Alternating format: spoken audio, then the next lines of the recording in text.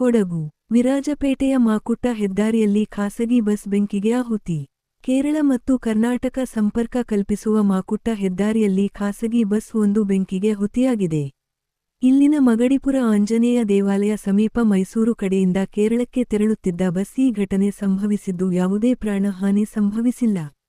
ದಿನಪೂರ್ತಿ ಚಾಲನೆಯಲ್ಲಿದ್ದ ಬಸ್ ಕೇರಳದಿಂದ ಮೈಸೂರು ಕಡೆಗೆ ಪ್ರವಾಸಿಗರನ್ನು ಬಿಟ್ಟು ವಾಪಸಾಗುತ್ತಿದ್ದ ವೇಳೆ ಈ ಘಟನೆ ಸಂಭವಿಸಿದ್ದು, ಘಟನೆ ವೇಳೆ ಬಸ್ನಲ್ಲಿ ಚಾಲಕ ಮತ್ತು ನಿರ್ವಾಹಕ ಮಾತ್ರ ಇದ್ದರು ಎನ್ನಲಾಗಿದೆ. ಘಟನೆಯಿಂದ 1 ಗಂಟೆಗಳ ಕಾಲ ರಾಜ್ಯ ಹೆದ್ದಾರಿ ಬಂದ್ ಆಗಿದ್ದು, ಅಗ್ನಿಶಾಮಕ ದಳ ಬೆಂಕಿ ನಂದಿಸುವಲ್ಲಿ ಯಶಸ್ವಿಯಾಗಿದ್ದಾರೆ. ವಿರಾಜಪೇಟೆ ಗ್ರಾಮಾಂತರ ಪೊಲೀಸ್ ಠಾಣೆಯಲ್ಲಿ ಪ್ರಕರಣ ದಾಖಲಾಗಿದೆ.